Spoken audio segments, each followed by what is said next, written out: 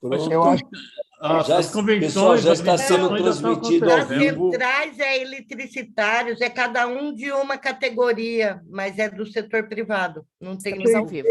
Pessoal, já estamos no ar, já estamos transmitindo, então eu quero passar para o Neuriberg, mas antes dizer que o Neuriberg, lá no DIAP, eles têm feito um trabalho que foi discutido com as centrais, um trabalho para dar conhecimento. Acho que é a primeira vez que isso se faz desta forma, ele vai dizer melhor sobre isso, mas mostrar, primeiro, quem é quem no Congresso Nacional, quem representa quem no Congresso Nacional. A gente nunca foi a fundo nisso. A gente fala em consciência do voto, voto consciente, mas a gente, nem nós, lideranças, fazemos o encaminhamento que deveríamos fazer para nós, muito menos para os nossos associados e sindicalizados. E, se tem alguém especializado nisso, está aqui para falar com a gente. Neuriberg Dias, DIAP. Com você, Neuriberg, fique à vontade. Obrigado, Gozi. Queria cumprimentar, em nome do presidente Gozi, a Frente Paulista, né, em defesa do serviço público. Eu acho que o Gozi já pautou aí estrategicamente. Eu acho que o movimento sindical, as centrais, federações, sindicatos estão numa linha estratégica de, junto com o DIAP, junto com o DIEESE, pensar em construir soluções, né, tanto nesse momento, então, que mesmo nas eleições tem uma pauta em curso no Congresso Nacional, e uma pauta extremamente prejudicial para os trabalhadores e para os servidores, em especial. Houve já várias tentativas aí, desde 2019, de fazer um amplo desmonte do Estado, né, brasileiro. Isso vive também a realidade também dentro dos estados e dos municípios brasileiros, né? E, por outro lado, construir, né, um novo horizonte aí, digamos assim, para essa eleição, né, que é uma eleição extremamente estratégica para a gente buscar, se não reverter o quadro, tanto no Poder Executivo como no Legislativo, isso eu falo nos estados e nos municípios, né, em especial nos estados, de melhorar nossa representação, né, no Congresso Nacional e nessas instâncias, né, principalmente onde se elabora as leis, né, e onde se discute os orçamentos, né, no Poder Executivo. Então, é uma satisfação, o DIAP tá como parceiro, né, de vocês, das entidades, buscando entregar essa assessoria para esse momento, para a gente buscar aí reverter o cenário. Então, vou fazer uma exposição aqui, trazendo alguns pontos em relação em especial, esse momento eleitoral, extremamente estratégico, né, e colocar algumas reflexões, né, para a gente buscar aí se organizar no sentido de enfrentar, né, os problemas mais estruturais.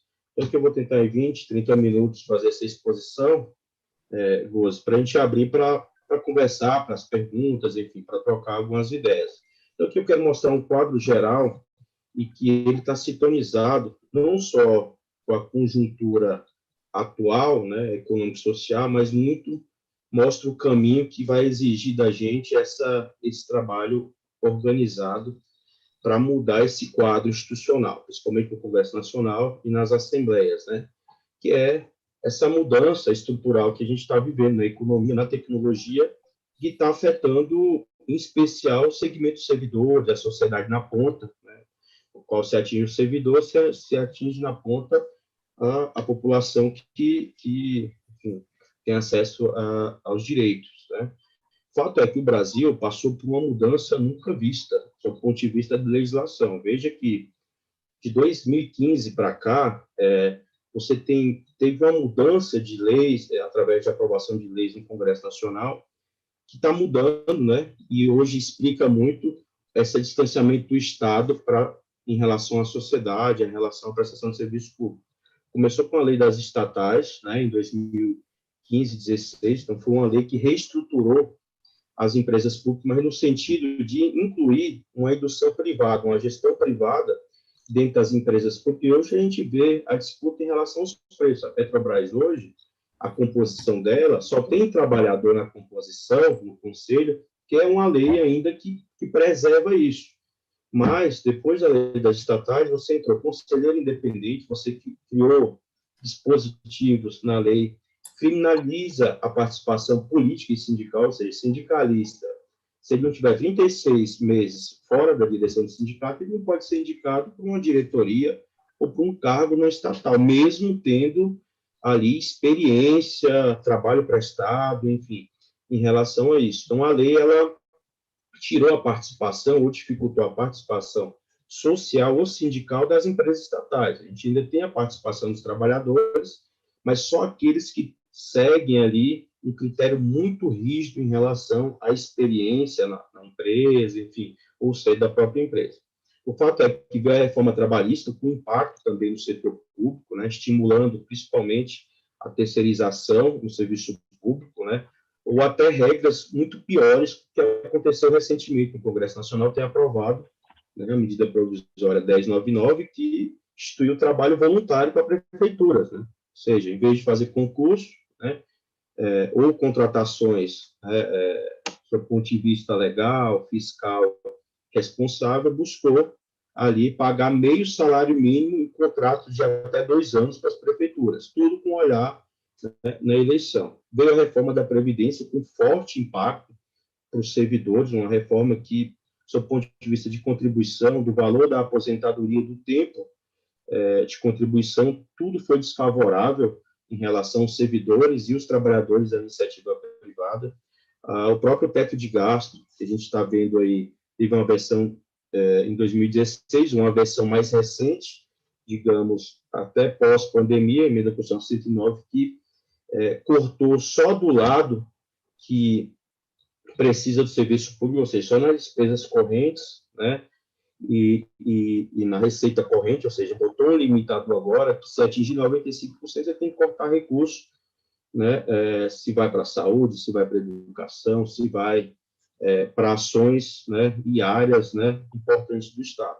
Hoje explica muito como está disfuncional o nosso Estado. Ele não pode investir, né, e o governo está insistindo agora, com essa PEC eleitoral, de abocanhar mais recursos, e isso vai pagar a conta, né? O próximo presidente que for assumir, ou o atual, caso seja reeleito, alguém vai pagar a conta, e a sociedade já está pagando, e se for aprovado, né, mais essa mudança funcional, vai aprofundar mais esse quadro, porque não teremos recursos para a contratação do serviço público, muito menos reajuste, e vai forçar aí um Estado aí mais desmontado ainda, né?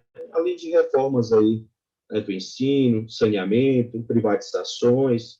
O fato é, eu estou colocando isso, é que esse ambiente veio de reformas e um aprofundamento muito grande, e isso é causado não só pelo governo que a gente tem hoje, ou nos estados, mas por conta de toda essa legislação.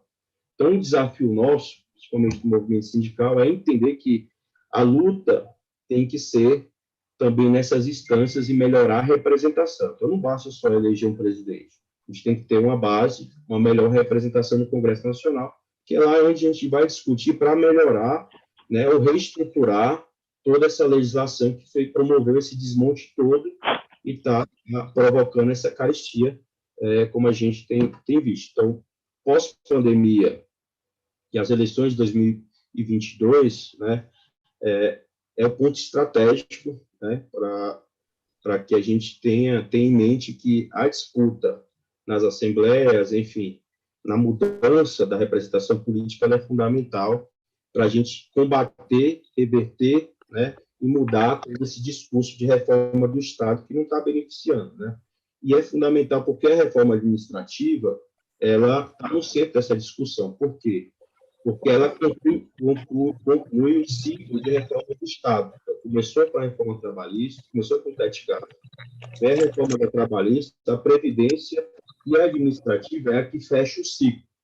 Então, ela é fundamental a gente reverter esse quadro de representação, porque mantendo a atual, a reforma administrativa ela vai avançar. Não tenho sombra de dúvida que quem entrar, sendo a mudança do presidente da República ou Lula, outro candidato, ou manter o Bolsonaro, vai ser feita uma reforma administrativa, a diferença é o tamanho e, principalmente, o nível que a gente vai ter de participação em relação à discussão do novo modelo. O fato é que está em jogo essa conclusão, digamos assim, nesse momento, de fechar o ciclo de reforma do Estado.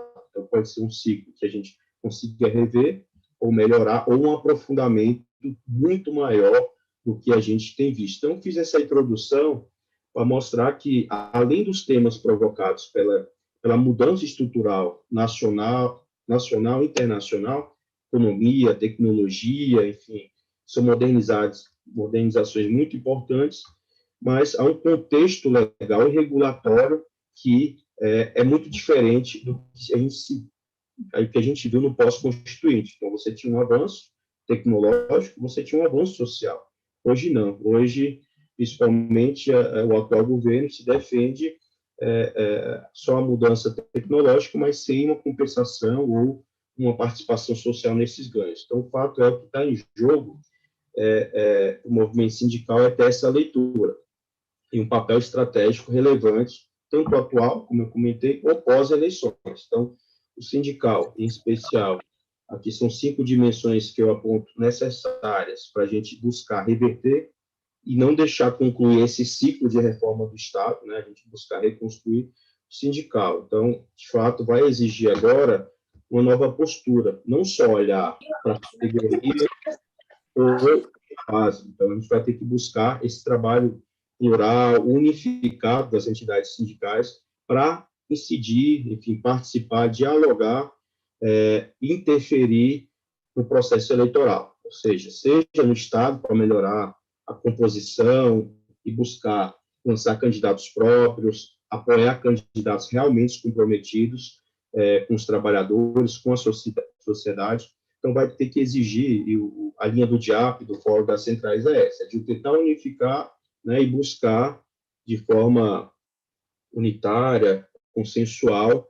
ter essa leitura que a gente vai ter que se unir, não para defender só o servidor ou o trabalhador da iniciativa privada, mas está numa lógica estrutural, está numa lógica de pensar, de fato, e ampliar para todos os segmentos da sociedade. Na política, é outra dimensão importante, então, tem que ter um olhar de lançar candidaturas e apoiar candidaturas, tendo uma visão pluripartidária. Então, não adianta a gente só construir, apoiar e fazer campanha para os candidatos que é mais da origem de esquerda ou sindical. Então, a gente vai buscar também o compromisso, a pressão, e principalmente dos partidos de centro ou de direita tradicional, buscar fazer uma pressão muito grande no sentido que eles votaram favorável a toda essa agenda que eu apontei. Então, hoje você tem aí 40 votações nessa legislatura, porque algumas que eu apontei ali, temas, né, foram feitas em reformas,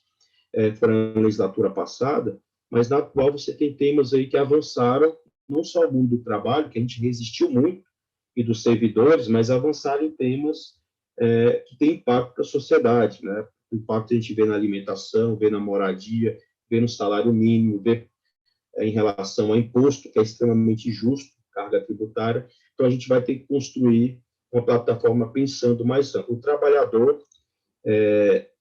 é um fator fundamental, porque a gente também, nesse cenário, está muito mais grave, mais acirrado, desemprego, informalidade, a gente vai ter que expandir em relação aos nossos representados, né, as categorias, ou servidores, ou, se diz, extrapolar ali, dialogar com o desempregado, com o jovem estudante, enfim, com a comunidade. Então, a gente vai ter que expandir da categoria e fazer uma ação mais ampla para trazer e entender o que está em jogo nessa eleição, apontando os candidatos que representam, né, ou não representam isso, de ato, inclusive, com apoio de vocês, do COSE, enfim, junto ao Fórum da Central, a gente vai lançar a plataforma, uma plataforma que vai dar transparência e vai poder compartilhar como é que votou cada um dos deputados ou senadores. A gente quer também chegar, também levantar esses dados para a Assembleia, né, no caso do Estado de São Paulo, e todas as Assembleias de todos os estados, para que o eleitor, o trabalhador, compartilhe e mostrar para quem vai votar aquele trabalhador que apresenta uma plataforma, que defende um programa do seu mandato, ele vota totalmente contrário a esses interesses. Então, essa plataforma vai ajudar nesse sentido, mas a gente tem que expandir. Não é só o trabalhador sindicalizado, não é só o trabalhador da base, da categoria, mas tem um desempregado, tem um estudante, enfim, a gente vai ter que ampliar esse trabalho. O eleitor é uma variável que aí se soma em relação ao trabalhador, ele vai estar numa eleição extremamente ainda polarizada e recheada de desinformação, uma simetria muito grande, e que a gente vai ter que também, né, o sindicato, os dirigentes, fazer esse trabalho de fugir, né, das narrativas aí que buscam confundir esse eleitor. Então, é trazer a agenda real, é a economia, é o desemprego, é o que afetou a renda desses trabalhadores. E a dimensão institucional, que é o que a gente está atuando muito forte agora para as centrais, lançamento de agenda legislativa, audiência com os parlamentares, buscando derrubar ou melhorar alguns textos no Congresso, mas que isso tem, pós-eleição, tem que se intensificar essa atuação, tanto no Poder Executivo como no Legislativo, para estar acompanhando, pressionando e apresentando pautas, né? Principalmente se houver uma mudança, que há uma expectativa de representação nessas instâncias, talvez até melhoria na composição do Congresso, em especial, a gente vai ter que ter esse trabalho de dialogar e buscar alternativas independente de partido. Então, é importante que, tanto na dimensão sindical, né, junto aos trabalhadores da sociedade, mas na institucional, quando toma posse eleito, a gente ter esse trabalho, né, permanente para influenciar. Então, aqui é um pouco os eixos e a estratégia que eu aponto aqui, a gente vai ter que sair da nossa, digamos assim, de quem a gente só representa, né, tem que expandir para a sociedade e para buscar atrair mais esse eleitor, enfim, essa pessoa. Isso tem dados, aí eu vou comentar um pouquinho mais para frente, mas que a visão sobre os sindicatos melhorou, né? Então você tem um apoio aí, uma visão que eles realmente, na avaliação feita na pesquisa da UOL, quase 70% avalia que os sindicatos estão representando os trabalhadores, antes era 39%, em 2015, né? Isso você vê em outros países, essa avaliação também vem melhorando. Então é um ambiente que o sindicato está voltando, né? E um ambiente muito difícil a influenciar na opinião pública. Aqui são os eixos estruturantes que a gente tem que observar na eleição. Uma eleição realmente que vai estar em disputa a democracia, o aprofundamento do autoritarismo central e estratégico, seja nível federal, mas também estadual. Então, o que vai estar em jogo é consolidar a democracia, fortalecer as instituições ou aprofundar um total desmonte, autoritarismo das instituições, né? E isso tem um impacto muito grande para a gente, porque a gente está falando de agendas que vão estar em jogo. Então, vai estar em jogo candidatos que vão defender a retomada da agenda de bem-estar social na Constituição, há candidatos que vão dar continuidade à agenda do Estado liberal e fiscal, que é no caso do atual presidente, e do Estado penal também, a defesa dessa agenda. Então, o que está em jogo em todas as candidaturas, em especial as que estão liderando, do seu ponto de vista presidencial, essas agendas que estão em jogo. Ou aprofundar mais uma ou outra agenda, seja o candidato Lula, seja o candidato Bolsonaro, seja Simone Tebet, enfim, seja os outros nomes aí da terceira via, que haverá, já tudo indica que não há espaço para um segundo turno em relação à terceira via, mas serão importantes nessa construção, né, e no apoio para quem for direcionar aí no processo eleitoral. Vai estar em jogo a disputa sobre o público e privado. Então, hoje, a opção feita pelo atual presidente, principalmente depois do Temer, foi de indução, né, privada na economia e até social. A própria reforma administrativa, ela veio nessa linha de conceder, né, e tornar de forma preponderante a prestação de serviço pelo setor privado, e quando o setor privado não oferecer, o Estado, o setor público iria oferecer. Inclusive, esse ponto foi retirado durante a discussão na CCJ e na comissão especial, foi uma grande vitória, mas há agora ali um desmonte muito, né, do texto que está para o plenário, desmonte de direito e ainda um desmonte muito grande do Estado, enfim, e do servidor ainda trazendo a indução, enfim, a reduzir, enfim, o serviço público, enfim, tendo uma lógica fiscal. Então, o que vai estar em jogo isso? É o público ou o privado, é o Estado ou o mercado assumindo, de fato, essa estrutura. E hoje já vem acontecendo muito. Veja que se acha que não fez reforma administrativa, já se andou. Então, não se faz concurso nem para repor, congelamento de salários desde 2000, em especial em 2020, que aprovou a Lei Complementar 173, né, depois aprofundou ela com a Emenda Constitucional 109, que aí criou um mecanismo, um gatilho de congelamento permanente em relação a caso ultrapasse as despesas 95%, né, da despesa corrente em relação à receita corrente, você começa a cortar direito dos servidores, né? Então, isso está como uma política permanente, então, é outra discussão. Você vai fazer uma reforma, antes de fazer qualquer reforma administrativa, tem que se acabar com esses mecanismos, né, que estão em vigência, porque qualquer reforma que fizer, você não vai poder ampliar o Estado. Então, o setor privado colocou um teto, colocou uma legislação que qualquer segmento de fazer qualquer reforma você não consegue beneficiar a sociedade, você não consegue beneficiar os servidores, você não consegue beneficiar o trabalhador, porque hoje a legislação fez um teto em que você pode fazer qualquer reforma tributária, se não acabar com esse teto, o ganho de arrecadação, a redução de impostos não vai impactar a sociedade, porque esse dinheiro não vai poder ser aplicado de volta para ela, vai ser para pagamento da dívida, e sim, vai ser para pagamento de outras coisas. Então, não adianta hoje, sem aumentar receitas, se você não pode utilizar esse recurso para nenhum tipo de investimento na sociedade.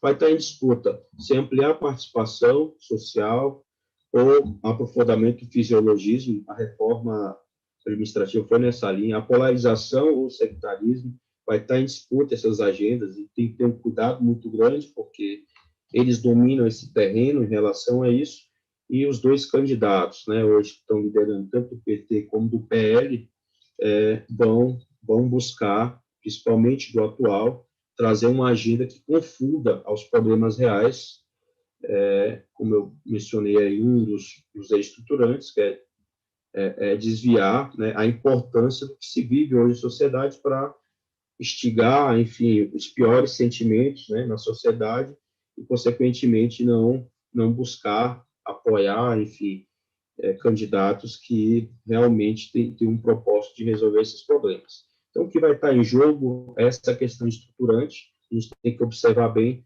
porque, a depender do candidato, um vai aprofundar, eu não tenho dúvida, que o governo Bolsonaro, caso seja reeleito, ele terá uma maioria no Congresso e, consequentemente, ele vai conseguir, com mais agilidade, aprovar e aprofundar, principalmente, a reforma administrativa, que é o que fecha esse ciclo, como eu comentei, da reforma do Estado brasileiro. Então, isso é extremamente importante observar. E o governo, sendo Lula, não haverá uma revogação de tudo, mas haverá uma calibração de todas essas reformas e buscando um eixo, junto com o Congresso, para buscar uma discussão, enfim, reformas que realmente têm impacto em relação ao papel do Estado. O fato aprofundar que esse contexto ele está dentro de um contexto eleitoral de reestruturação política, ou seja, haverá nessa eleição e nas próximas um enxugamento na representação de partidos, em especial no Congresso Nacional, nas assembleias, que isso ocorreu já nas câmaras de vereadores. Você tinha, em média, de 6 a 7 partidos com representação, com o fim das coligações, que já foram aplicadas, né, para as eleições municipais, você caiu para 5 ou 4 partidos com representação. Então, esse é um fator interessante, porque, combinado com mudanças eleitorais feitas recentemente, a gente tem que observar que candidatos e que partidos eles estão, para a gente saber direcionar o voto, porque haverá hoje os maiores partidos, né, 12 partidos, tendem a atingir a cláusula nacional de desempenho, né, e conseguir representantes. E os outros partidos, principalmente pequenos ou médios, a depender, eles não vão mais existir. Então, o próximo presidente da República, a depender da base, ele vai ter um congresso menor para negociar. Porque antes disso, até a eleição de 2018, você tinha 30 partidos com representação. Então, o problema maior, o mal maior do que ocorreu no nosso sistema foi esse aumento de partidos e, consequentemente, a governabilidade, a discussão por temas importantes no país foi caindo eleição a eleição. Então, foi só uma eleição pensando em acomodar politicamente do que efetivamente discutindo temas importantes para o país. Então, vai ser uma eleição plebiscitária, somente a eleição presidencial, vai ser comparação de legados, né? A economia no momento, o social no momento Lula, e a economia e social no ambiente Bolsonaro. A terceira via terá um impacto muito grande para isso. Os dois candidatos, eles possivelmente vão fazer as duas maiores bancadas, tanto na Câmara como no Senado, e a depender de quem for eleito, tendem ambos a ter uma base de apoio um pouco mais consistente que existe hoje, isso muito por conta das eleições. Então, aqui eu vou dar uma pincelada em relação a alguns fatores que vão ser decisivos em relação à composição do Congresso Nacional, que é importante mencionar, a título de informação, o calendário eleitoral está avançando, então, entra numa fase decisiva de convenções agora, né, no dia 20, do 7 até 5 do 8, né, eu vi que vocês estavam discutindo aí o cenário político do Estado, né, em relação à França e outros candidatos. Efetivamente, as costuras finais, principalmente para, como se falou, em PSD, né, vai se dar agora para tentar o candidato de um lado ou de outro montar e ampliar uma coalizão antes das eleições, para ter um apoio majoritário, até para compor tempo de rádio e TV, enfim, e dar maior salto em relação à busca de apoio. O PSD hoje já, principalmente o PT, a federação e a coligação tem feito concessões porque é um partido que cresceu muito nas eleições municipais. Então, isso tem um impacto muito grande. Possivelmente haverá mais concessões no Estado, caso, principalmente o PSD, que tende a ser um partido com força no próximo Congresso Nacional, tenha mais concessões para buscar ampliar os palanques e o apoio. E daí, dos dias 6 para frente, né, começa efetivamente os debates presidenciais, prazo final de registro de candidaturas, enfim, até o primeiro turno da eleição, dia 2 do 10.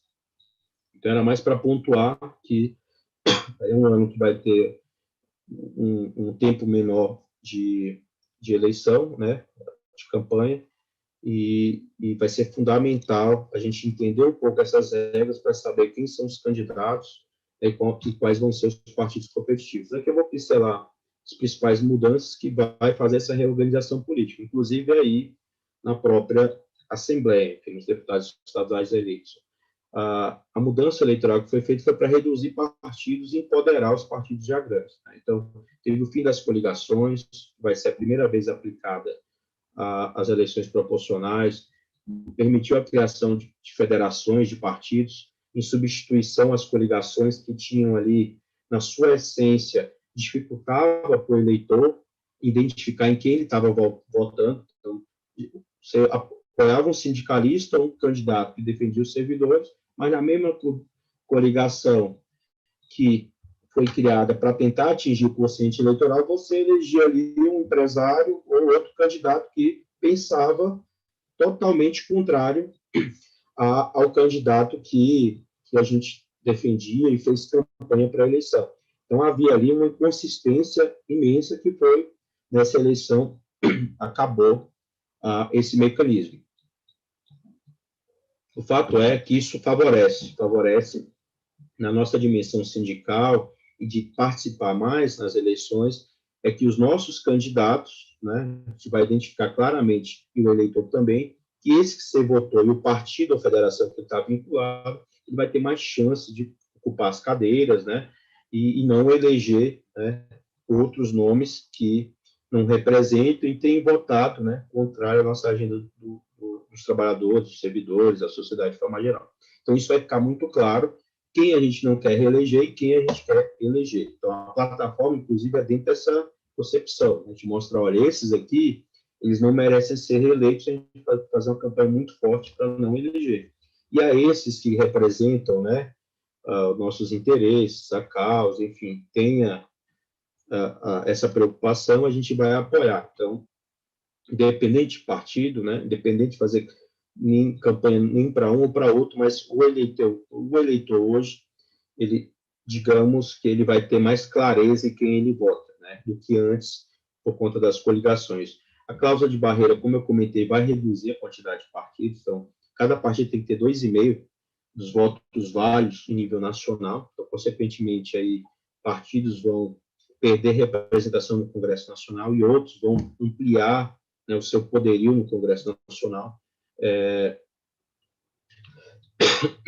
O cálculo das mudanças das sobras, aí eu coloquei em negrito, é o fator que vai ter um impacto muito grande nessa eleição, ou seja, a maioria das vagas vão ser distribuídas não pelo quociente eleitoral, ou seja, o partido atinge e o mais votado, né, ele assume a cadeira, né, mas ele tem que ter pelo menos 10% dos votos válidos.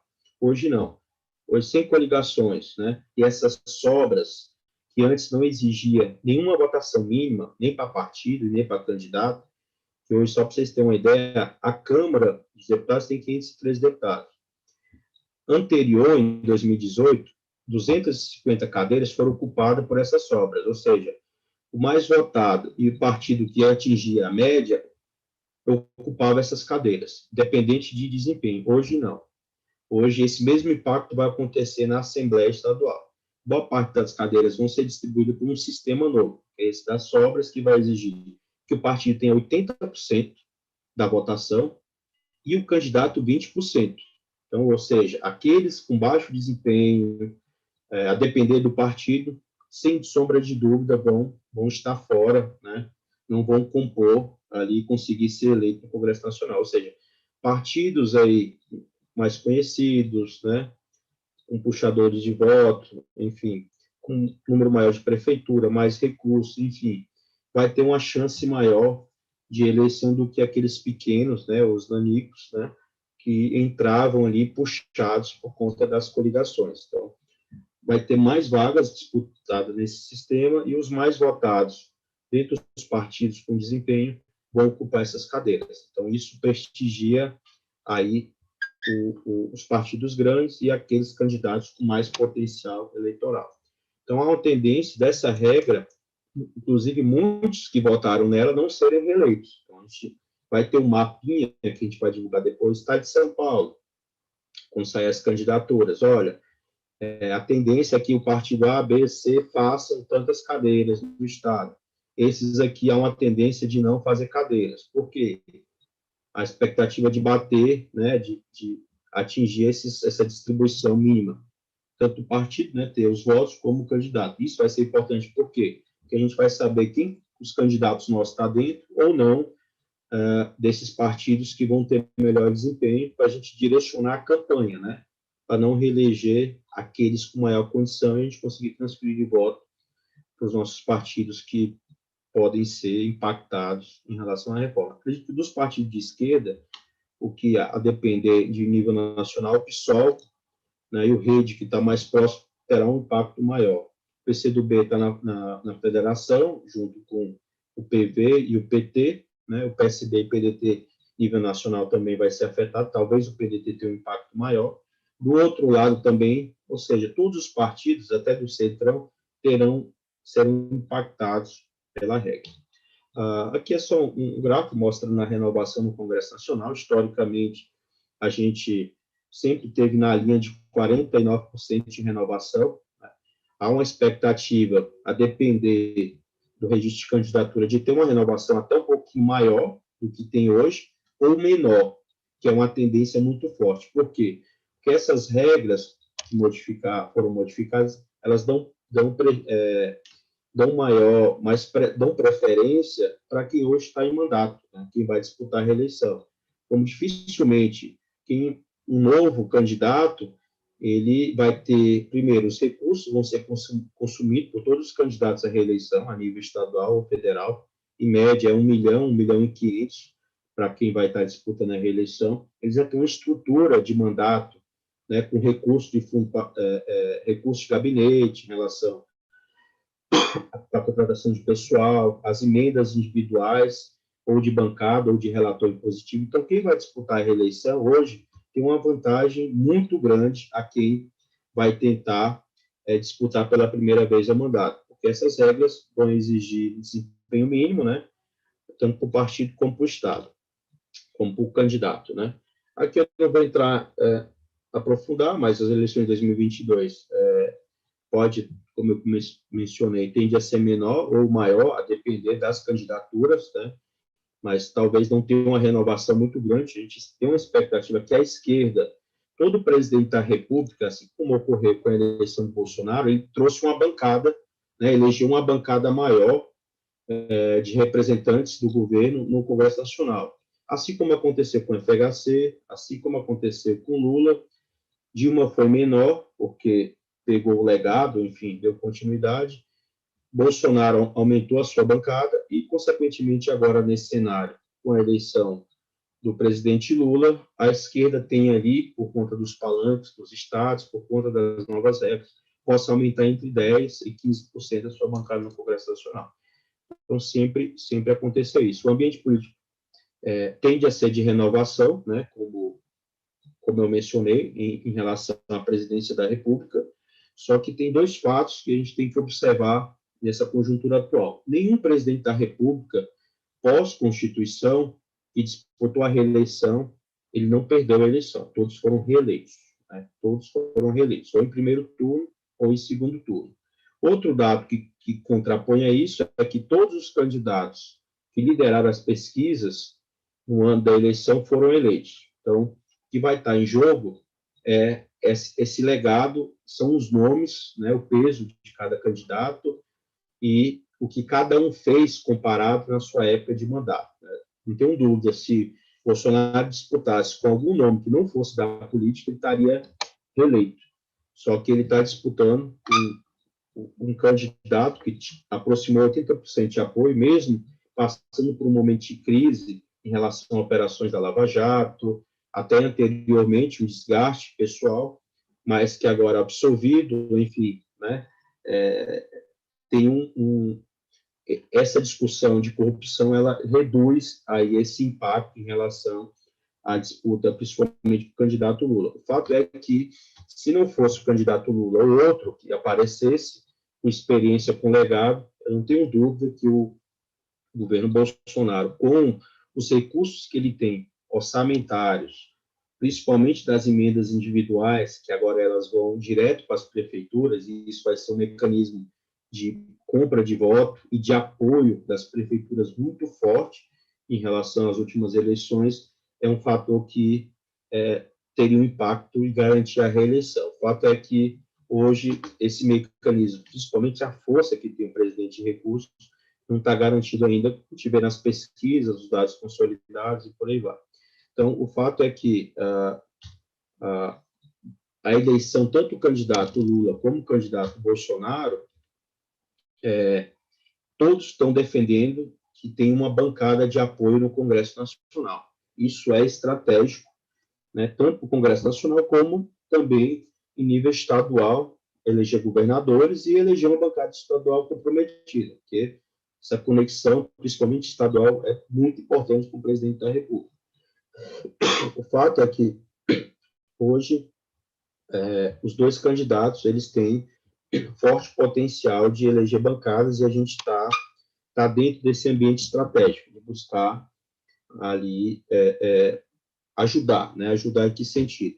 Sendo candidatura ou apoiando ou desgastando os candidatos que votaram contra a nossa agenda no Congresso Nacional.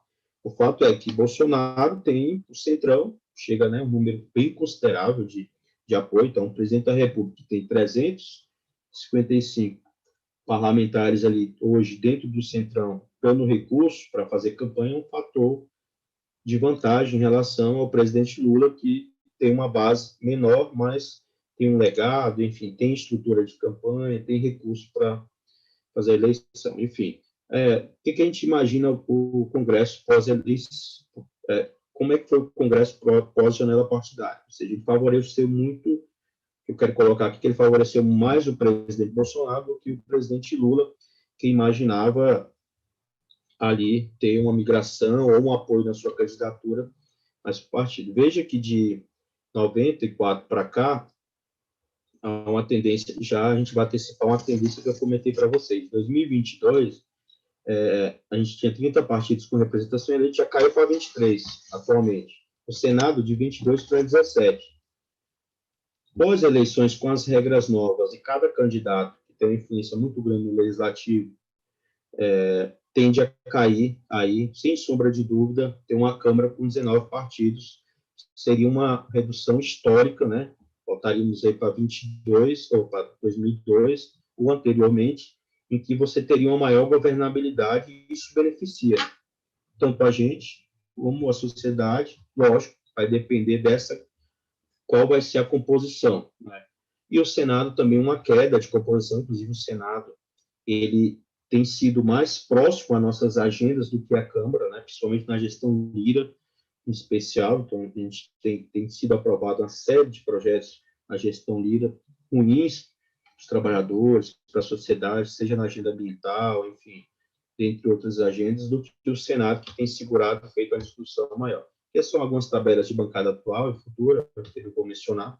Aqui esse é o fator extremamente importante. Veja que Bolsonaro, mesmo conseguindo uma janela partidária, levando boa parte dos partidos para o PL, que ele foi para o Centrão, ele não tem ainda uma maioria consolidada, né? Hoje ele tem 190, 201, a gente chama aí de apoio condicionado, ele não apoia nem o governo, nem a oposição, depende do tempo, e a oposição hoje tem 122 nomes. O fato é que o governo Bolsonaro, ele tem um poderio de apoio de quem está em mandato, né? Os deputados, aí você vê que quase 400 são deputados que podem ou vão fazer campanha, lógico, a depender dos arranjos regionais, campanha de apoio ao presidente. Isso é um fator relevante.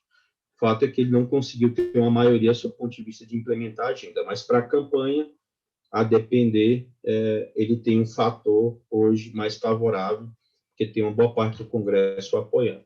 Aqui é uma história interessante do Centrão, que o Centrão ele vai ser, sem dúvida, num próximo governo, a depender do qual a gente renovar o Congresso Nacional, mas ele ainda vai ser um ator muito forte do Poder Legislativo. Veja que os anos de maior renovação no Congresso Nacional foi de 94 para 98, o Centrão diminuiu para 130. Daí o Centrão foi aumentando ano a ano, né?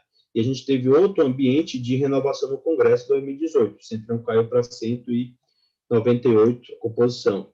Hoje, pós-janela partidária, eles se revigoraram, né? Ou seja, você tem 135 deputados dentro do Centrão. Ou seja, você tem ali quase 10 partidos que se uniram a benefício próprio para tentar garantir a sua reeleição, ou de um lado apoiando o presidente, consistente ou não consistente, mas que eles estão nessa, digamos, andando com o pé em duas canoas para garantir a sua reeleição. Então, eles têm recurso financeiro, estrutura, enfim, é um grupo que depende muito do orçamento impositivo, né, das suas riquezas, porque sua origem foi nesse sentido. Então, esse grupo se apropriou tanto do orçamento, como também, por parte do governo, se aproximou, visando se manter com poderio no Congresso Nacional para 2023. Então, não há um apoio consistente, mas a gente sabe que esse ator,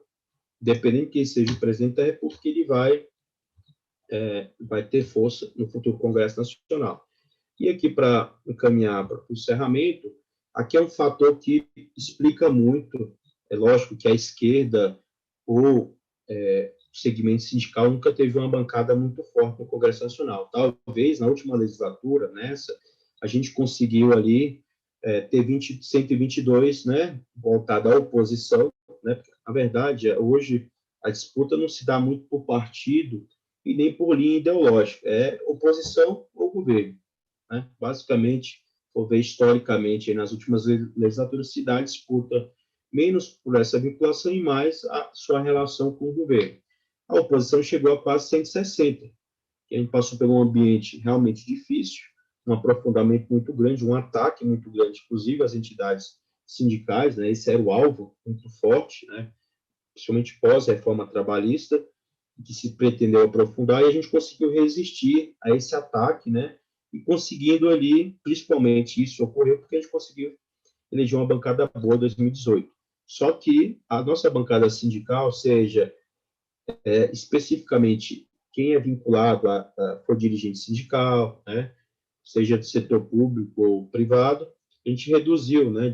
Foi reduzindo desde a eleição do presidente Lula em 2002, que chegou a 60, isso aqui é Câmara, junto à Senado dava quase 91, manteve, aí aumentou o ápice em 72, em 2011, 15 de sindicalistas, aqui a gente considera sindicalista também, foi advogado sindical, enfim, ou aqueles que têm uma origem também no movimento social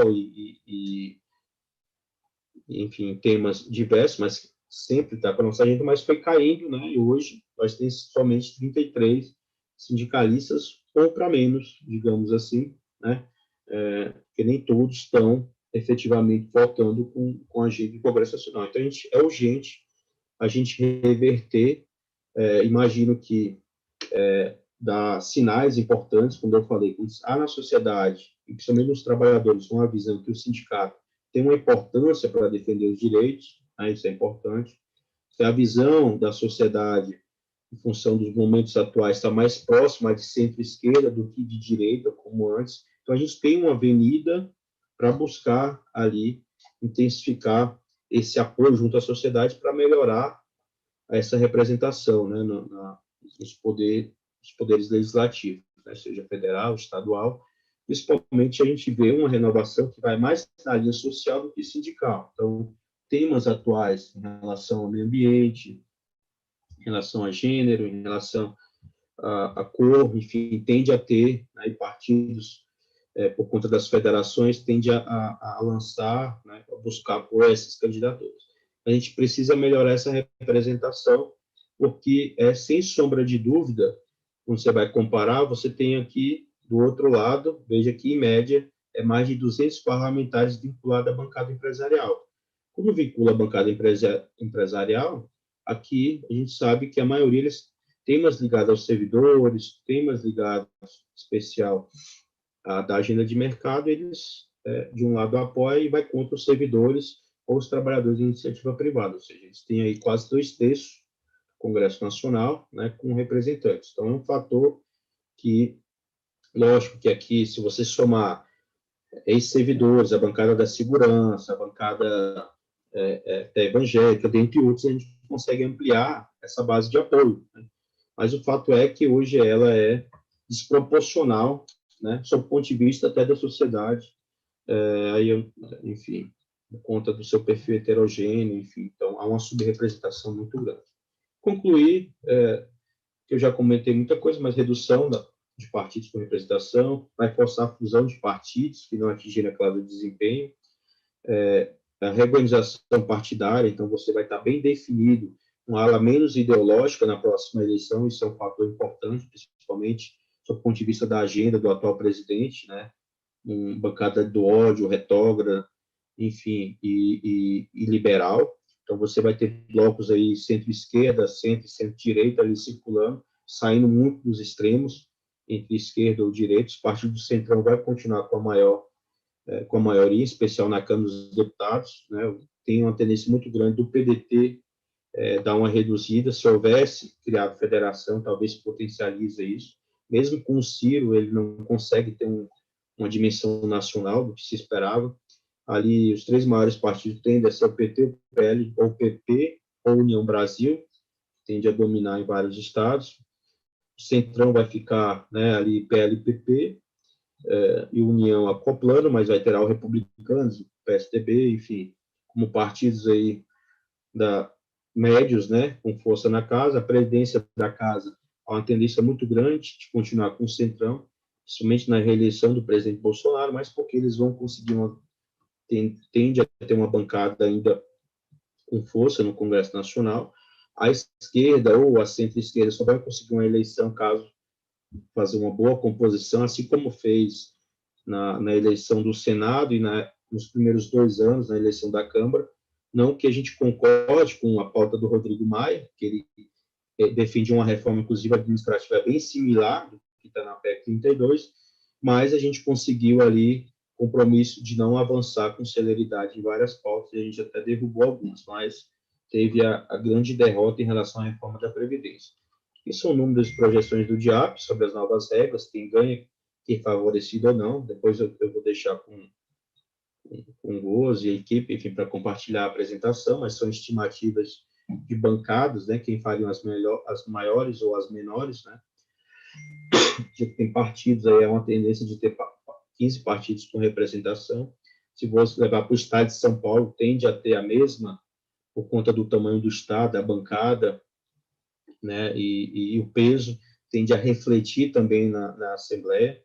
Esses partidos aí que tem até um parlamentar, né, há uma tendência de, no estado, ter também força para eleger deputados estaduais, e tem uma separação por estado. E, por fim, concluir, eu já comentei no início, mas é essencial, a partir das candidaturas e, efetivamente, a campanha, compreender essas regras eleitorais, ou seja, saber que candidatos podem ter realmente potencial de ser eleito, para a gente não desperdiçar o voto, lançar e identificar candidaturas com potencial de êxito na eleição. Então, é extremamente importante. O papel dos dirigentes, dos sindicatos, vai ser extremamente importante para orientar o voto, não só do trabalhador na base da categoria, mas para a sociedade.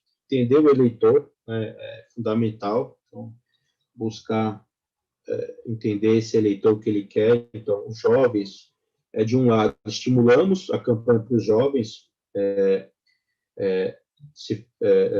votar nas eleições, que se traz a discussão, principalmente para a família, muito forte, tende a ter. Só que, por outro lado, o outro grupo está estimulando os mais velhos a votar, que não precisa votar. Então, veja que a disputa está, né, o jogo, a gente mexe de um lado e eles estão mexendo no outro, para engajar os mais velhos, enfim, a votar nas eleições. Efetivamente, tem que mobilizar, engajar os trabalhadores e usar as redes sociais para chamar atenção sobre os programas dos candidatos. Então, confrontar os candidatos, o que fala e o que faz durante o mandato é extremamente importante, né? Vocês provavelmente já têm várias experiências exitosas em relação a temas que foram votados aí no Estado, aqui também no Congresso Nacional. O trabalho que vocês fizeram em relação à PEC 32 é um grande exemplo que a gente conseguiu aí levar para todo o país de forma organizada esse trabalho, surtiu efeito e impacto.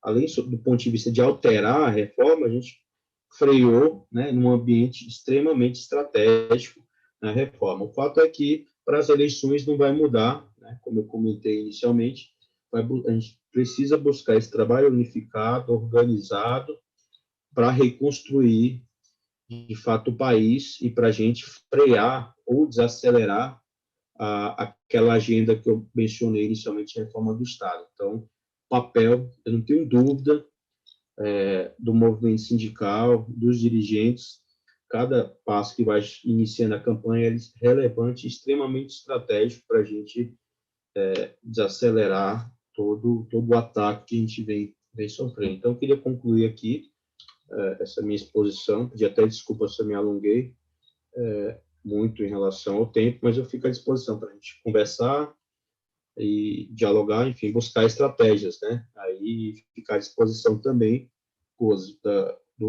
da frente, enfim, das entidades, para apresentar um quadro aí depois das candidaturas, um quadro do Estado, né? Quem são os candidatos, né? Qual a chance dos partidos, enfim, atingir as regras eleitorais para ajudar a frente a fazer essa campanha, né? A influenciar nas eleições. Então, era isso. Muito obrigado.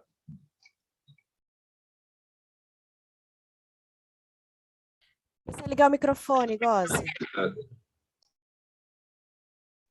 Nós é que agradecemos, Neuriberg. Foi bom você colocar todas essas informações para o pessoal.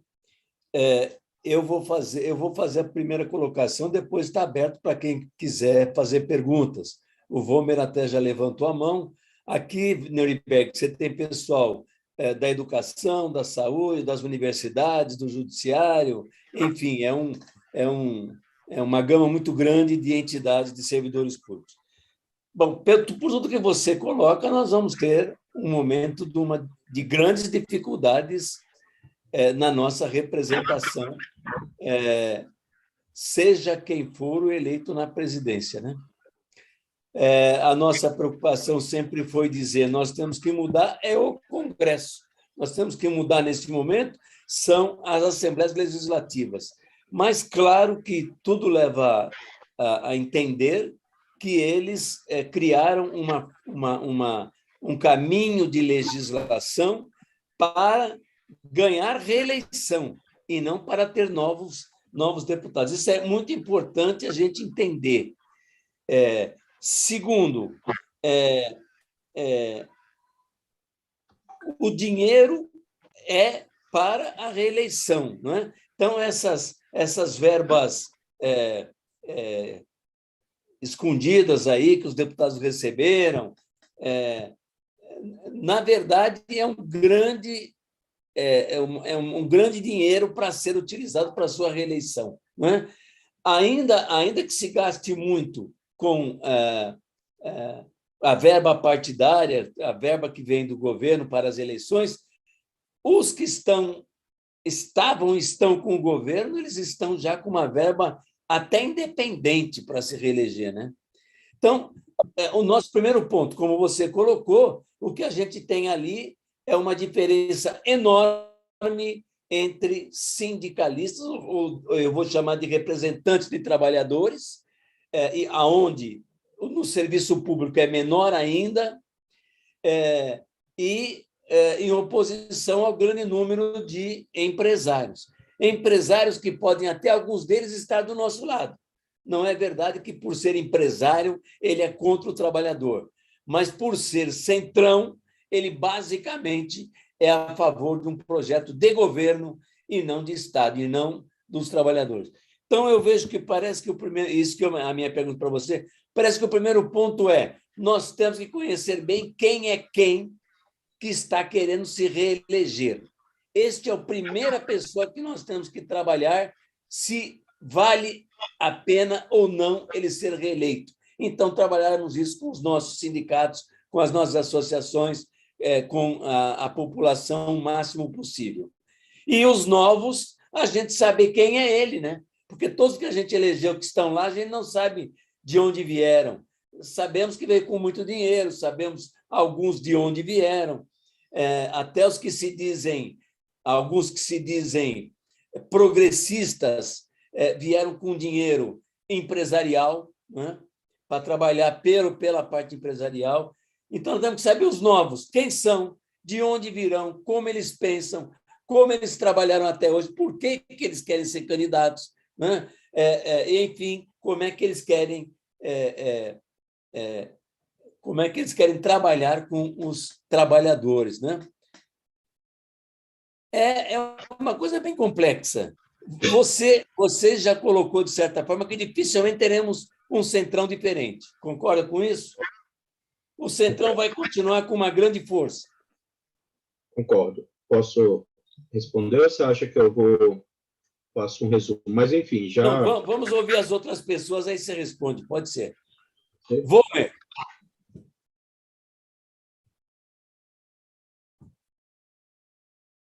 Precisa ligar o microfone, Vomer.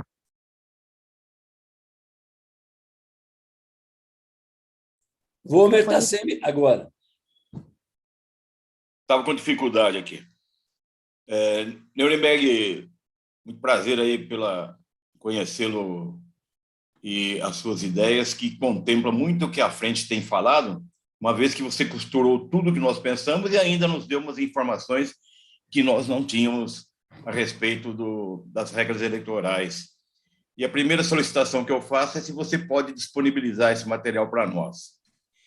E a segunda é que o que eu tenho perguntado para muita gente, que também me causa bastante estranheza, que muitas entidades não percebem que, ao defender determinadas causas, acabam criando possibilidade do governo e de grupos comandarem servidores públicos. Eu participei da comissão legislativa, né, desse ano, e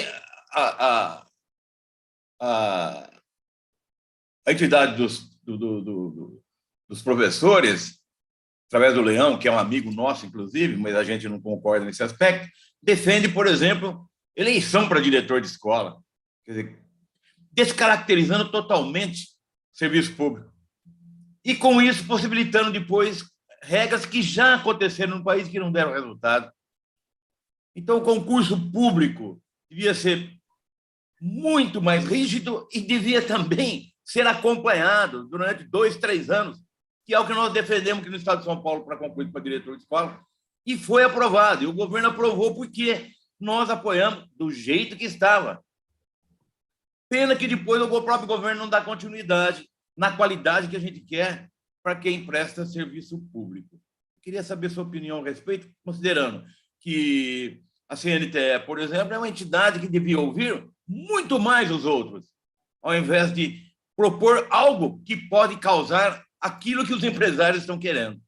Obrigado, Nuremberg, e parabéns pelo seu trabalho. Foi muito bom, muito elucidativo. Milito. Bom dia a todas e todos. Parabéns, Nuremberg, uma grande exposição, com dados, com bastante informação, e que a gente não tinha, né? E dá para a gente montar um quadro. Eu queria perguntar para o Nuremberg, pela experiência que ele tem, nós vamos ter previsão de 33 deputados ligados ao sindicalismo, à esquerda, vamos dizer assim, 234 representando o empresariado, e os demais, eu não sei se tinha alguma tabela que eu não peguei, mas os demais, para chegar nos 500, né, 500 e pouco, e os demais, quais são as bancadas que a previsão que vocês fazem vão ser mais fortes, né? De bancada da bala, bancada do, não sei quais são, evangélica, dos bancos, não sei como é que vocês dividem aí. Então, é uma outra questão, quer dizer, nesse ritmo, para a gente chegar a ter uma maioria no Congresso, nós vamos levar mais de 100 anos, né, vamos dizer assim, para a gente ter uma maioria de deputados que defenderiam o estado de bem-estar social, que defenderiam um estado preocupado com a questão social acima da questão do mercado. Então, qual a outra solução, Nuremberg? Porque acho que eu não tenho tempo para esperar 100 anos, eu vou morrer bem antes. Eu acho que muita gente também não vai ter. Então, qual a alternativa que a classe trabalhadora tem diante dessa difícil situação de eleger candidatos que defendem nossos direitos? São duas questões. Obrigado. Pode ser com você, Nuremberg, enquanto as pessoas que querem perguntar levantam a mão em seguida. Não, está ótimo. O Goze, enfim, o Paulo e o Luiz fizeram ponderações extremamente importantes, eu acho que resumiram bem já a minha apresentação, já direcionaram já efetivamente um encaminhamento. Acho que, Goze,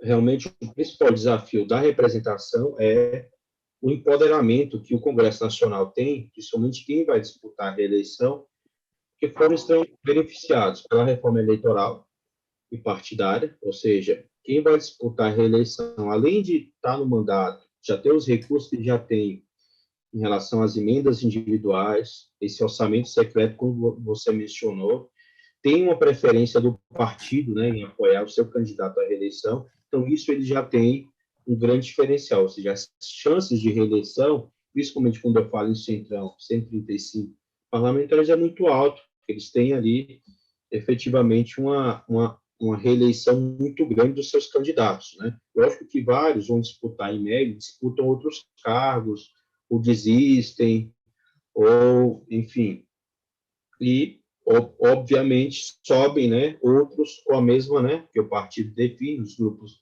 definir, alguém dentro da mesma linha ideológica, né, mesma lógica que do Centrão, enfim, ou dos demais partidos. O fato é que quem vai disputar a reeleição, somado a as regras eleitorais que dificultam a renovação, sob o ponto de vista de ter um desempenho muito mínimo, muito alto, né, de 20% para a eleição, e os partidos têm um desempenho de 80%, tem no mínimo de votos, isso coloca, de fato, quem vai disputar o mandato numa situação em desvantagem, né? Quem vai tentar disputar a primeira vez em desvantagem para quem é reeleito ou quem já tem um histórico eleitoral. Então, sem dúvida, isso vai ter reflete, né, nesse trabalho para melhorar a representação.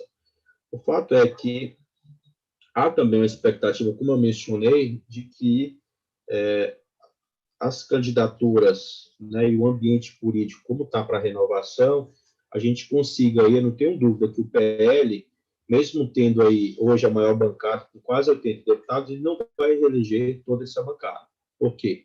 Porque muitos não tiveram um grande desempenho nos seus estados, ou até o partido no estado, ele não vai conseguir atingir esse quociente eleitoral que eu mencionei. Então, há um impacto, por outro lado, da legislação, que principalmente os bolsonaristas, enfim, em especial, vão ser impactados porque não terão o mesmo desempenho, mesmo tendo recurso, tem muito recurso, né?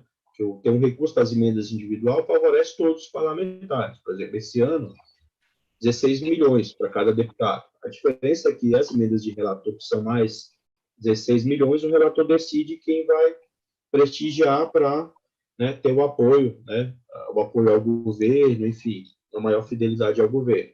O fato é que isso favorece, mas também desfavorece. Mas o fato é que o Centrão hoje, pelo tamanho, tende a ser essa bancada, manter uma parte dessa bancada do Congresso Nacional. Acredito que a esquerda um pouco vai avançar, e os políticos tradicionais, vocês vão perceber, em todos os estados vão lançar candidaturas, né, e possivelmente terão os mais experientes, enfim, fora daquela agenda de renovação 2018, antissistema, tema corrupção, tendem a não ser eleito e voltar muitos parlamentares, mas é uma circulação de poder, como a gente sempre comenta. Então, você muda, de certa forma, 6 por meia dúzia, né? O cara vem, mas dentro de uma lógica e, às vezes, até contrária aos interesses dos trabalhadores. Então, a campanha em si, a gente tem esse papel de dar publicidade, mostrar quem é quem, como você mencionou, para a gente tentar ao máximo aí favorecer os nossos candidatos, né, em vários partidos que vão disputar. Então, é isso. Há uma tendência em cada eleição, os parlamentares não repetir a mesma votação, né? Então, sempre há um ambiente em que quem vai disputar, não todos, mas cai a sua votação, enfim. Então, isso vai, e como a gente vai fazer essa campanha mais pesada, digamos assim, tende também a favorecer, mas não teremos uma maioria, né? Não teremos um Congresso muito melhor do que a gente, de fato, quer, aí até conectando aí que o Luiz, o Volme, enfim, o Luiz comentou, de que a gente vai mais buscar o Congresso para um ambiente de diálogo, né? Centralidade, né, de somente a agenda real e progressista, do que ter uma bancada, que isso já aconteceu, né, em todos os governos, ter uma bancada consistente que a gente imponha uma agenda, enfim, congressional. Mas veja que, até no pior momento em relação ao governo Dilma, e o presidente da República tem essa capacidade, a gente avançou várias pautas positivas. Teve negativas? Teve, inclusive por iniciativa do próprio governo. Mas a gente conseguiu ali montar uma base, né, de diálogo, de apoio, enfim, e com pressão das entidades, a gente conseguiu avançar em várias pautas. Então, acho que essa realidade de representação, como eu mencionei, tendo uma base governista um pouco mais calibrada, sem esses extremos, enfim, é possível dialogar em agendas positivas. Então, a gente tem esse papel importante. As bancadas informais, eu mencionei a sindical porque ela é um bom retrato, né, aonde a gente chegou, né, sob o ponto de vista de representação do Congresso Nacional. Então, a gente chegou a ter, digamos ali, quase 90, juntando deputados e senadores, para 33, né, aqueles, digamos, de origem sindical. Lógico que a gente tem, né, várias outras bancadas, né, além da empresarial ruralista, enfim, há uma tendência de se manter ou ampliar um pouco conta do seu poderio. A bancada evangélica caiu na última eleição, tem uma tendência de cair. Dessa também a feminina aumentou, há uma tendência de aumentar.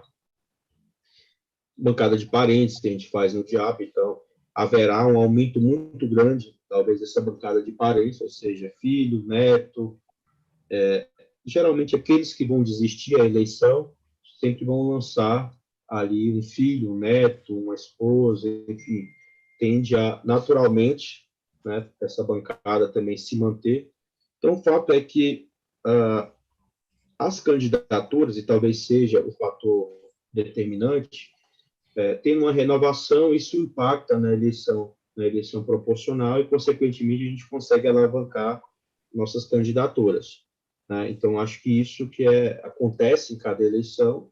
O fato é que a gente vai ter que buscar, né, intensificar, unificar, independente de, como foi mencionado, isso foi por Gomes, em relação a problemas locais, enfim, ou setoriais, a gente buscar um momento de unificar, né, e se colocar para a disputa, para o debate, para dialogar, porque há hoje um problema maior, né, sob o ponto de vista estruturante, como eu mencionei, e que a gente vai ter que buscar identificar essas candidaturas e fazer uma campanha muito forte para não reeleger essa turma do Centrão e ter em mente que a gente vai poder avançar com nomes progressistas, mas também, por conta dessa configuração eleitoral, vai favorecer esse grupo, né, a ter sua reeleição e até trazer novos quadros, né, em relação a esse assunto. Mas eu vejo hoje, ainda mesmo com a legislação,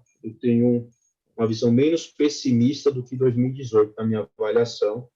Eu acho que há uma agenda de desgaste muito grande para alguns parlamentares que vão disputar a reeleição e que a gente pode abrir esse espaço para renovações e eu acho que, principalmente, a gente está aberto para saber que essas reformas elas não vão parar.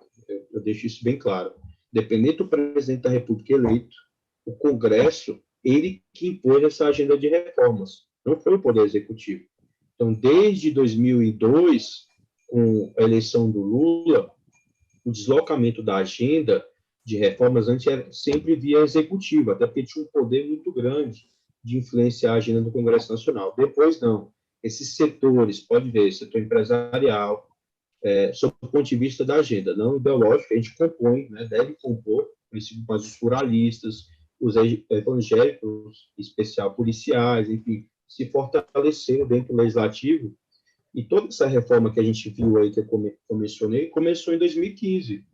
A Agenda Brasil, que é a ponte para o futuro, nasceu do Congresso Nacional. Então, quando eu coloco que o próximo presidente da República, ele não vai ter maioria, ele não vai ter menos partidos, mesmo indicando uma redução de partidos, e, principalmente, ele vai ter um Congresso muito empoderado. Hoje, o Congresso deve ter 24% do orçamento do presidente da República. Nunca se viu isso na história.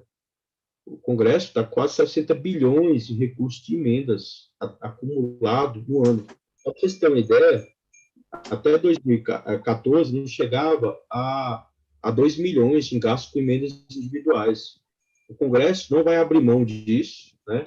Vai ter uma reorganização e vai ter um empoderamento. Então, o Congresso Nacional é um fator central e estratégico para que a gente consiga equilibrar essas forças, porque o setor e esse grupo se apropriou do Congresso Nacional. Vejo que as reformas antes vinham do Executivo, passou a vir do Legislativo, todas estruturantes.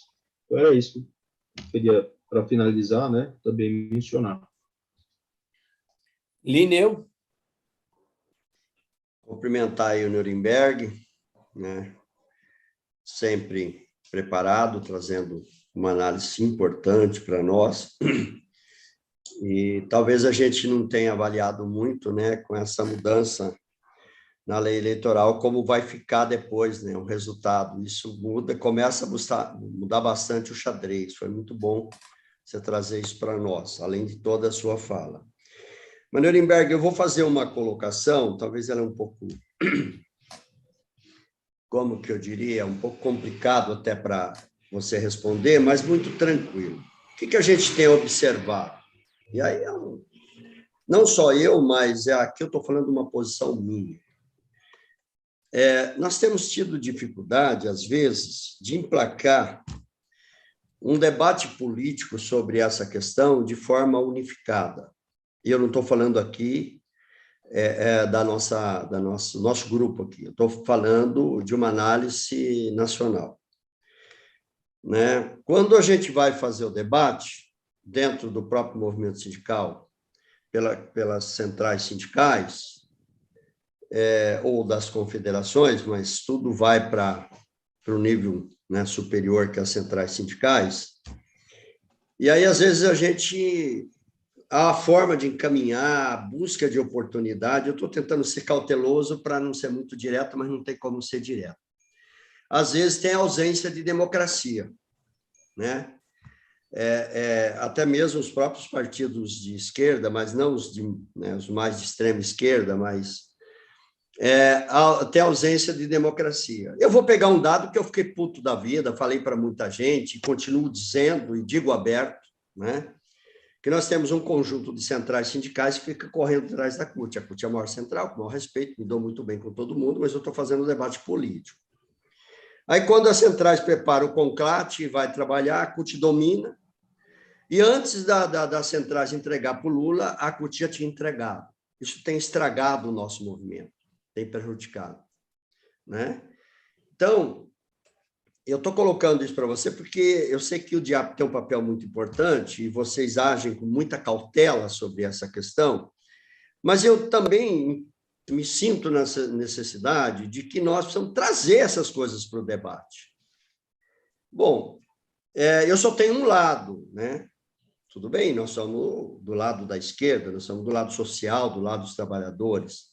Então, eu não posso radicalizar sobre isso. E eu percebo que isso, na minha visão, eu tenho plena convicção, que isso prejudicou muito. Prejudicou os anos que o Lula foi governo, que a Dilma foi governo, né? Que só quem era CUT ou outras centrais aliadas, não é especificamente a CUT, ou partidos muito aliados, que defendia, quem caminhava, quem antes de tal conjunto ele já esteve lá na frente, ele já fez. E eu tenho percebido isso muito ruim para o debate, muito ruim para o debate. Então, eu queria ouvir de você, até mesmo pode até me criticar, se você achar que deve, não tem problema, mas o que a gente poderia pensar de trazer esse debate à tona, num sentido de construir uma melhor unidade, uma melhor visão de tudo isso, ou até mesmo se este momento político que o país encontra, né, quando eu faço uma análise política, como você fez agora do Congresso Nacional, do processo eleitoral, ele não está exigindo, ou ele está exigindo muito mais a gente ter essa visão, e talvez isso está sendo construído e eu também não esteja percebendo. É uma colocação um pouco complicada, meio complexa, mas eu queria externar um sentimento e um debate que eu tenho feito com alguns grupos. Não, é importante. Ninguém mais levantou a mão, Nuremberg. Eu quero aproveitar a continuar essa colocação do Linneu, que é uma questão que a gente discute muito na pública, por exemplo, mas que tem muito a ver com o que o Linneu está colocando. Primeiro, essa questão de central querer ser governo, essa questão de central querer ser partido, essa questão de algumas federações, confederações querer ser partido. Isto, como está colocado aí pelo Linneu, não atrapalha muito a nossa luta por um Brasil mais democrático? Porque não nascemos para ser governo, nascemos para ser críticos e apoiadores daquilo que pode melhorar o Brasil. É isso. Obrigado, Gozi, por você completar. Eu diretamente, com toda a clareza, eu nunca fiz uma conversa, eu e o Gozi, diretamente sobre isso, apesar que eu sei que a gente tem essa mesma visão, mas eu fiquei grato da sua colocação, porque às vezes eu fico um pouco preocupado da gente colocar algum tema meio picante aí no debate. eu costumo dizer que política, o diálogo, quem pensa ou diferente, ou tem algo crítico, a gente tem que realmente colocar, a gente tem que participar, né? É igual política, tem que... Se a gente ficar de fora, sem sombra de dúvida, quando eu falo em processo eleitoral, se o movimento sindical ficar de fora, alguém vai ocupar esse espaço, concorda? Então, é uma correlação. A gente tem que participar disso. Do ponto de vista do movimento sindical, eu acho que está dentro da essência, né? Não só das entidades sindicais, essa disputa, essa problemática, sem dúvida, não é de hoje, né? Você tem Mineu, sempre foi uma das figuras que tiveram atuação, isso eu até recordo muito forte quando eu falei em Agenda Brasil. Lembra-se na negociação coletiva dos servidores públicos, na lei de greve que se queria naquela época, Romero Jucá estava tocando esses assuntos, queria fragilizar imensamente, né, lei de greve, e eu pegando um gancho para isso, realmente vai ser essa disputa, essa interlocução, que a gente vai ter que interpretar, independente de quem for o governo ou não, mesmo que a alternância em relação ao governo, é que vai buscar esse trabalho que a gente discute aqui, depois, na relação institucional, vai ter essa incidência das entidades, tem um peso muito grande. Então, imagine, por exemplo, naquela época, você não tinha uma participação, como citou em CUT, na discussão desses assuntos. Estavam com digamos, você não tinha um governo para discutir, que tinha uma dificuldade imensa, o governo Dilma, para pautar esses assuntos, mas fez uma incidência no Congresso Nacional com várias entidades, no sentido de pautar esses assuntos dos servidores, né? Era um movimento tático muito forte. Então, eu imagino que essa discussão, até porque o Fórum das Centrais, eu vejo mais como organizativo. O 12 fielmente está toda semana nas reuniões, né, para discutir a pauta do Congresso.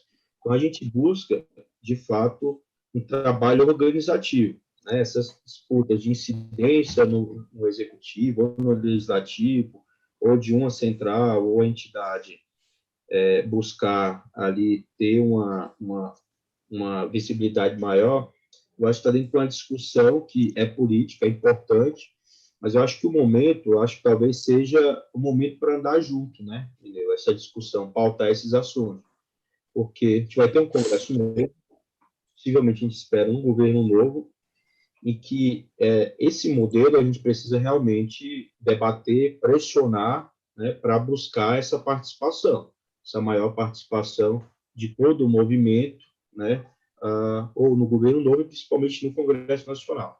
Eu não tenho dúvida que, como eu mencionei, a influência de várias entidades é muito maior do que as centrais em determinados assuntos. Eu não tenho dúvida que eu já vivi isso, somente no Congresso Nacional, essas disputas. Mas acho que o momento hoje é da gente unificar o estrutural, o crítico, e as entidades, enfim, sob o ponto de vista das centrais, da disputa de agenda, do protagonismo, ela tem que andar junto, né? Ela tem que estar dentro de uma discussão em que se tenha participação, representatividade, enfim. Eu acho que essa disputa a gente provavelmente vai ser feita, né? Nunca deixou de ser feita. Mas eu acredito que vai ser um modelo, a gente imagina que se não mudar esse modelo,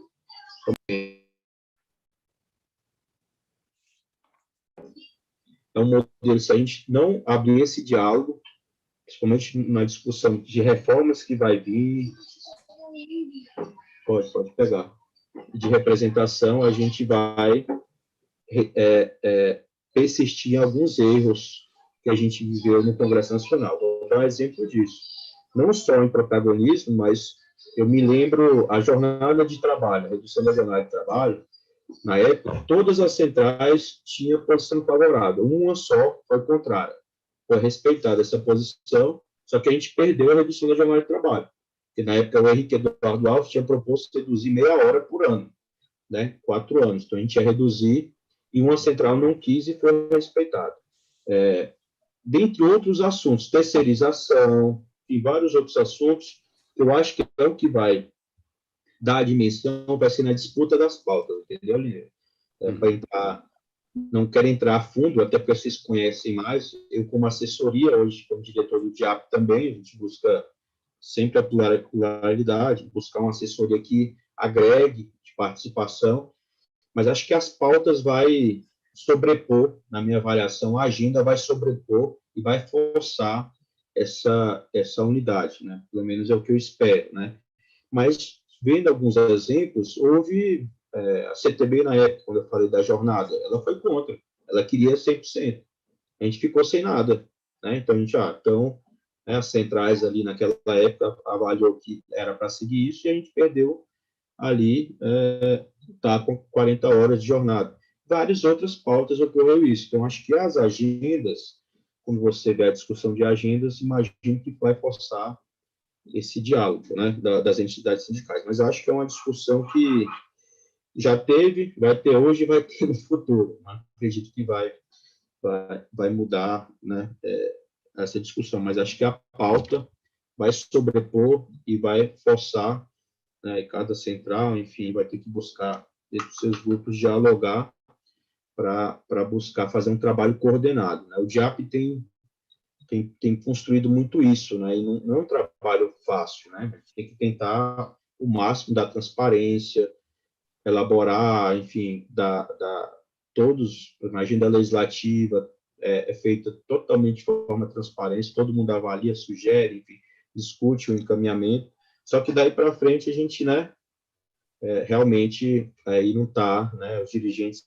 que afinam lá como vai ser essa relação mais política, né? O fato é que se não rever, né, a gente pode perder a janela de oportunidade, como a gente perdeu lá atrás, né, por conta de desgastes, enfim, nessas relações. Então, era isso. Queria colocar de forma... Eu mais fugi da resposta do que respondi, né? Mas ficou claro, Nuremberg, na sua resposta. Eu entendi muito bem a sua avaliação, no sentido de que é nós que temos que provocar esse debate, né? Não é no seu papel. O seu papel está de esclarecer, né, como está o clima, o tempo, né? Mas nós temos que provocar esse debate. Me desculpa, Góes, estar falando mais aqui, mas só quero lembrar que há poucos dias fui convidado para uma reunião de um grupo que estava debatendo proposta de organização sindical para os servidores públicos para apresentar para o governo. Eu fui convidado, a princípio eu comecei a rejeitar, mas é um grupo dirigido, não vou entrar em detalhe aqui porque eu não quero fazer crítica, mas eu fui muito crítico lá na posição, naquele momento. E foi uma reunião só, não me chamaram mais. Mas lá naquela reunião, houve uma pessoa, inclusive, muito ligada, muito forte no processo, né, entre partido, central, e que fez uma crítica muito pesada aqui no governo Lula e no governo Dilma, né? Mas uma crítica construtiva, não estou falando de pessoas aqui não, pelo amor de Deus. É que muitas lideranças importantes assumiram cargos importantes no governo para obedecer à política do governo e não à política social que ele sempre defendeu. Então, nós precisamos fazer esse debate, começar a debater isso. Porque quando eu estava no início aqui da nossa conversa, estava se falando de candidatos, escolher candidatos, salvo engano, o Góes tocou um pouco nisso, né? Nós precisamos escolher alguém, eleger alguém, mas alguém que vai ser eleito e vai ter compromisso com a classe trabalhadora. Nós precisamos ter um governo progressista e levar gente nossa, inclusive, para o governo. Sou contra isso, né? Eu fui até convidado à época e eu não quis, porque eu não quis me misturar, mas aí é uma decisão particular minha. Mas muita gente foi lá e defendeu o papel, não bem do programa do governo, mas era o papel que impunha sobre o governo, porque nós sabemos que governar é difícil, com o poder capitalista dominando, nós precisamos ter consciência disso, que governar é muito difícil, mas muito difícil. Mas aí, né, quem é do nosso lado vai para dentro e desvia, tal. E eu passei muito por isso, atuei muito. De 2003 até 2016, eu atuei muito em Brasília, dentro do Congresso, e, né, dentro de muitas coisas, inclusive na luta para regulamentação da Convenção 51, né, primeiro para internalizar ela, depois para tentar regulamentar, e o Nuremberg lembrou bem disso. E eu sofri muito isso, mas eu era mais cauteloso, eu devia ter sido mais crítico. E eu não estou falando aqui para dizer o que eu fiz, entendeu, Góes? Eu estou fazendo porque isso me relembra muito de que a gente precisa ter algumas posições mais firmes algumas vezes, e eu sempre, né? Tanto que na comissão, aliás, no grupo de trabalho lá no Ministério do Trabalho, o Nerenberg participou de muito debate, e eu fui escolhido para coordenar, né? Para mim, coordenar o trabalho das centrais, porque eu era o mais equilibrado para não deixar ninguém brigar, né? Mas eu acho que eu perdi um pouco de tempo ali, aprendi muito, perdi a oportunidade, não o tempo, eu perdi a oportunidade de ter sido mais crítico. E por que eu estou falando isso, Góes? Porque eu acho que a gente precisa ter uma visão mais crítica de tudo isso, crítica no sentido construtivo. Mas obrigado aí. Até Nuremberg, para ajudar um pouco, aí se ajudar, o Lula, em reunião com as centrais, deixou bem claro que ele não quer projetos de A, B, C, D, E, ele quer um projeto único. Ou seja, ele mesmo está dizendo para nós, vocês representam trabalhadores, então se unam, entendeu? Façam um projeto de país. O que eu quero é um projeto único, um projeto que realmente saia do conjunto dos trabalhadores. Se ele foi muito claro, isso até me deixou muito feliz naquele momento. Mas o Vomer levantou a mão para a gente terminar. Vomer. Desculpe, é que depois da fala aí do Milito, Nileu, Góes, eu acho que mostrou bem o que nós da frente estamos sentindo e os problemas que nós temos. Só para você ter uma ideia, nós fizemos alguns outdoors no interior e pasme que as empresas não querem colocar nome de deputado. Está totalmente dominada até a empresa de outdoor, da mesma forma como em algumas imprensas também, não é? Então, o trabalho fica cada vez mais difícil da gente se posicionar. E há 25 anos que vem essa história. Eu lembro que conheci o Queiroz, o Antônio Queiroz do DIAP, do qual a Aldemo, inclusive, faz parte, que é o sindicato que representa os diretores de escolas públicas aqui no estado de São Paulo, e a gente tem ligação, o trabalho de vocês, inclusive, mostrando quem é quem no Congresso, mostrando aqueles que mais destacaram e por que se destacaram, né? E, na época, inclusive, de 98, na reforma da Previdência do Fernando Henrique, o falecido deputado Arnaldo Faria de Sá foi um dos destaques nos livros do DIAP. Por quê? Porque ele nos deu muito apoio, o gabinete dele era o nosso QG, não é? Eu senti sempre que o DIAP nunca demonstrou ter uma linha partidária, mas uma linha de análise. Isso que eu acho extremamente fundamental, corroborando com o que o Góes falou, o Lineu falou, o Milito falou. Isso eu acho. E eu defendo, e as centrais sindicais têm um poder de fogo. Teriam um poder de colocar, por exemplo, no Correio Brasiliense, sobre senadores e deputados federais. Fazer uma matéria na terceira página. Fica caro, mas se a gente conseguisse, era algo que teria um grande impacto. E fazer nos estados, referente aos deputados estaduais. Que é assim que eu acho que a gente consegue. E nós tivemos um grande exemplo agora. O Dória é um empresário. A todo momento ele falou que não era político. E ele governou para empresários, o Robin Hood e as avessas. Tirou do pobre para dar para o rico. Aí que eu acho que a unidade na diversidade é para derrubar algo como esse que nós conseguimos, porque esse não volta mais. E possivelmente o candidato dele aqui a deputado, a governador, que nós estamos chamando de Rodrigo Dória, também não vai conseguir. Quer dizer, as forças conseguem movimentar, mas é muito difícil. Não podemos esquecer, inclusive, também, relembrando o que foi falado, que foi o Lula que criou a cobrança de aposentados. Foi ele que criou esse negócio de cobrar de aposentados, sendo que se dá para provar que não é necessário. Então, e agora nós estamos enfrentando aqui, né? O Dória criou R$1 acima de um salário mínimo, cobrava 12%. Vai para 14% e vai para 17%. Quer dizer, quem ganha até R$8.000 no estado de São Paulo simplesmente perde um tanto que é um absurdo e desnecessário, né?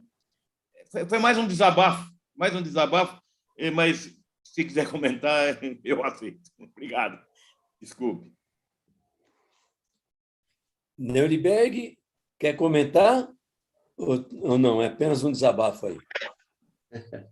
Não, só, mas para concluir, se for, ou vai outro momento. Fica Mas à eu acho vontade. Fica à vontade. que como eu coloquei, é extremamente estratégico, tanto na eleição como pós-eleição. Então, disputar essa agenda, seja a nossa agenda ou contra a agenda de mercado, vai ser fundamental.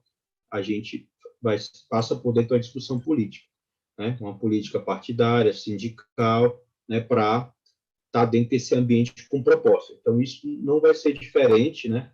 Inclusive, vai ser até mais acirrado, porque vai estar num ambiente de continuidade de reforma, não tende a parar por aí, inclusive se avançar em outras reformas. Quando a gente quando fala aqui servidores e sindical, uma reforma sindical deve andar no Congresso Nacional, até porque ou ser enviada pelo Executivo ou que já tem em tramitação no Congresso Nacional, mudança na legislação trabalhista, em relação ao setor público, né, administrativo, todos esses assuntos vão ser colocados para discussão, e é uma disputa, né, uma correlação de forças, que vai ter que ser feita essa correlação de forças, né, avaliar qual vai ser o nível, né, de apoio ou atuar contrário a determinadas iniciativas, né. Qualquer governo haverá essa correlação e essa disputa. Então, esses assuntos são recorrentes e vão voltar para o centro do debate, né, e que vai trazer, de fato, diferenças. Normalmente ocorre, e isso não tem como ocorrer. Mas o fato é que não deve ficar de fora, né, Rose? Inclusive nesse momento de campanha, porque você vê, por exemplo, as plataformas de campanha, por exemplo, hoje, dos demais candidatos fala pouco sobre o setor público e servidores. A do presidente Lula e da federação também fala muito pouco. Não sei se vocês chegaram a ler a diretriz, a folha dos candidatos, ali fala muito pouco e superficial. Então, talvez até um assunto para se discutir, para dar uma aprofundada naquelas diretrizes, até porque elas vão ser discutidas, né, e aprofundadas com propostas mais objetivas. Então, essa correlação, essa disputa começa agora, né, a influenciar no programa de governo, não só de um candidato, mas dos demais candidatos. A plataforma a gente entregou para um. Acho que tem que entregar para todos os potenciais. Por quê? Porque vão ser figuras que vão estar, como fala em Simone Tebet, ela está no mandato, vai continuar. Então, você tem que manter o diálogo, tem que conversar também. Então, tem que buscar digamos, esse trabalho da eleição, seja presidencial ou Congresso Nacional, de forma pluripartidária, todos os candidatos, mesmo aqueles que não queiram ouvir, a gente já sabe qual é a posição, mas é importante a gente reafirmar posição, compromisso, para depois cobrar. Então, era isso que eu queria colocar para finalizar, e eu acho que a gente pode ter outros momentos para discutir, né, assim que for aprofundando esse calendário eleitoral, para a gente ter avaliações aí mais próximas, né, principalmente da realidade, né, tanto do Congresso como presidencial, né, e para o próprio Estado também, né, faz as tendências aí de eleição para a gente ir contribuindo aí com a frente nessa atuação, né, nesse período de campanha.